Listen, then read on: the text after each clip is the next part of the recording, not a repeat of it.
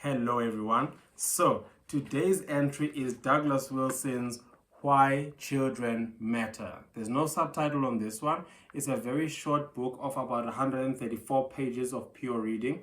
The introductory chapter, if you can call it that, or part, is about 22 pages. So it's basically divided into 4 parts, and each part has various chapters. I read the whole of part 1, and part 1 has about 5 chapters dealing with various topics. So each part has a theme, and the various topics are dealt with within the chapters. Basically, the chapter names are the definition of family under part 1. The definition of family: be mimics of God, sacrifice with singing, one no in a world of yes, and the 3 L's. It's very easy English. And also I think it's meant to be written deliberately in child style because as you will see, the text is not so dense. It's about 1.8 millimeters with 2 millimeter spacing in between. Here he's short, sharp, sweet, and gets to the point very, very quickly. So you can get through this book very quickly, but I think what will stall you in terms of your time is how much text he put. In fact, is how much of fresh thinking he puts in, right, in dealing with the various topics. And he basically builds it up. It's not meant to be read as one thing. He basically builds it up as he goes along. So I'd be keen to see what the later chapters become, having started from where he started from, because even part 1 was intriguing in that he builds his argument up to get to what I'd call the crescendo when he talks about the 3 L's. But here he's not teaching you a parenting style. He's just talking basically about what our attitudes towards children should be, and biblically, how do you define family, and what are the parameters of that, and what does that mean, right? Chapter 1, under the theme of why children matter, deals with the topic of what is family. And basically what he's touching on here is various aspects, but basically what he wants to do is to prepare, is to give parents or would-be parents a fresh perspective of how to think about children, right, and family, family from a biblical perspective, right? And basically is stating that, listen, there's a tendency for governments to try and interject here and try and redefine family, but it gets compromised at that point if we then accept that definition, because the only definition that should stand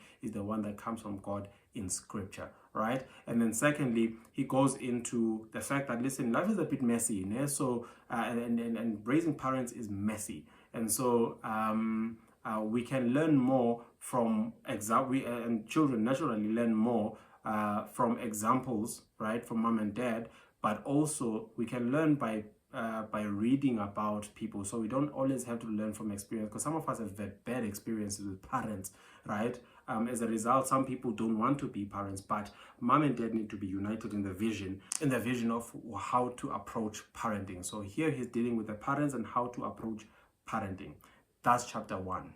So chapter 2 here is titled Be Mimics of God, and here he's talking about how we ought to mimic those characteristics of God that are revealed in scripture. Basically our approach to parenting. He's building up from the previous point about who defines marriage, right? So if God defines marriage, then we ought to mimic him in how we parent, right? So for instance, if we see God use his might to redeem or save his people and then mature them, right, then we ought to ourselves mimic God in using our might in that way. So our God-given authority over our kids, and also our strength generally, right? So we ought to mimic those attributes of God. Now, this is mimicking perfection. So we're not called to be perfect. We're just called to mimic perfection, right? And also to mimic those, so to mimic the visible attributes of God as shown in scripture, right? Basically, God's household or his salvation is shown to be filled with grace, for instance. And so we ought to be attempting or trying to infuse grace into our home and into everything that we do then. That is the goal, to be those kind of parents that kids can model, can mimic. So basically, as we mimic God, they ought to be able to mimic us. So it does touch on the fact that some of us don't have good examples in our lives. As a result, he drives home the point then that we ought to be depending or mimicking God, right? In that sense. And the goal of parenting, this goes from both mom and dad. The goal of parenting should be to lead our kids when they leave their house, when they are independent, into godly biblical independence. You see, they must be trained in that, right? They must become us, but of course, they'll be independent. They'll have their own mindsets, right? And so that is the goal of parenting, basically, here in saying be mimics of God. Grow your children to into godly independence, right? Chapter 3, he takes a note from Zephaniah chapter 3 verse, right? And basically here he's talking about, it's the part where that talks about how God rejoices over his people with singing, right? And he's saying here, listen, we get the example in the Bible where Jesus Christ, before he goes to the cross on that night, right? He eats a meal he does a Thanksgiving meal, right? The Eucharist thing, right? He does a Thanksgiving meal.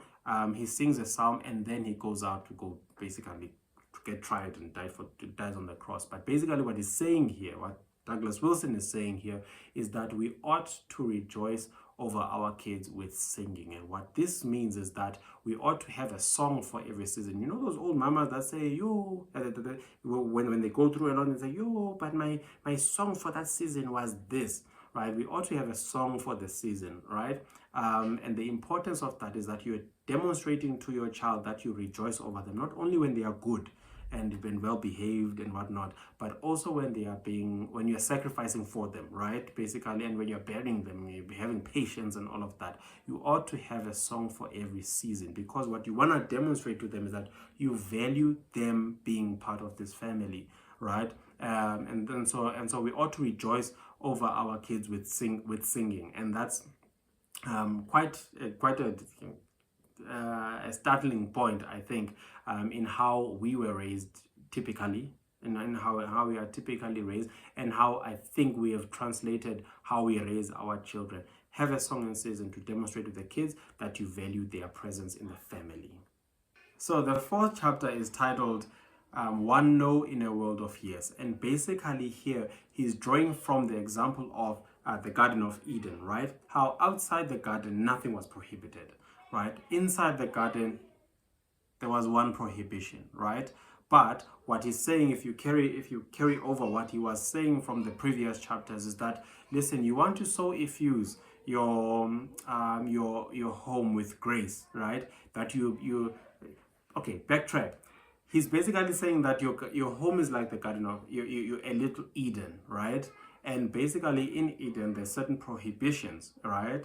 Where most things are permissible, they're permitted, right? But there are certain prohibitions, and those in transgression of the prohibitions from the parents will basically lead to discipline. But discipline is not just willy-nilly out of anger or whatever. I promise you, this man has read Charlotte Mason.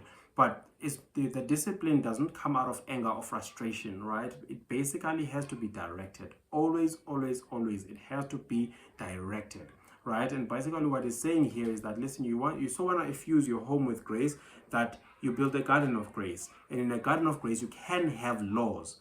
But if you build a garden of laws, then you cannot have grace, because that grace translates into merit, right? I'm good now, therefore I should get whatever, right? And kids tend to be like that. But you wanna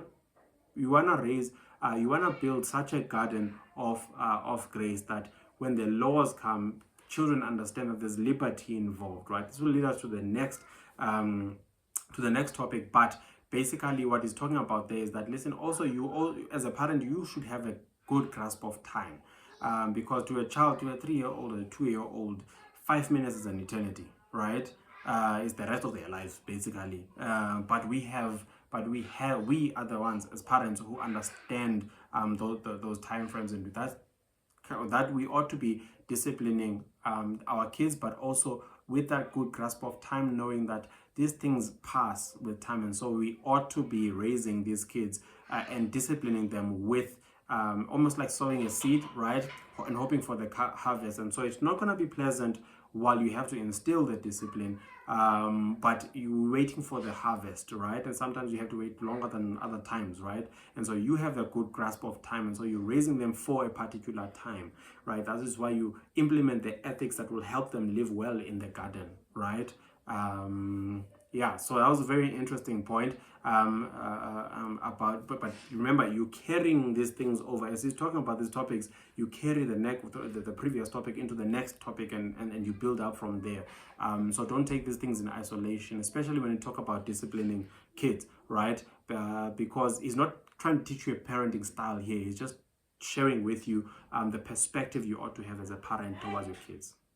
So the last chapter is titled The 3Ls, right? And here he's dealing with the 3Ls of how we typically raise children. Basically, again, remember, it's about the mindset, not necessarily a parenting style. It's about the mindset. But basically, the 3Ls mean legalism, license, and liberty. I'm going to have to extract from the book here because it's too fresh for me to memorize off the paper. Basically, legalism is basically trying to establish traditional values and disciplines and a disciplined atmosphere based on the parents' own authority and for their own sake, and for the parents' sake, not for the kids' sake, right? And what he says that, listen, parents should correct kids not for their parents' sake, but for the kids' own sake, because they will become adults, right? Remember, the goal is godly, biblical independence, right? When they are older.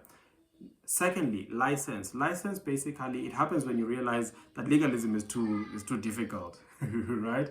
And then what happens is that you pester children a lot, right? And what usually happens is that with a lot of discipline things that could be good for them, but they're really a convenience for you. And what usually happens is that when you pester children or people in general a lot, what do they usually do? They rebel, right? But then there's liberty. This is the third one. This is his recommendation now. Liberty basically is not a middle position between legalism and license, right? Legalism meaning you have a lot of laws. License meaning you just do whatever you want, right?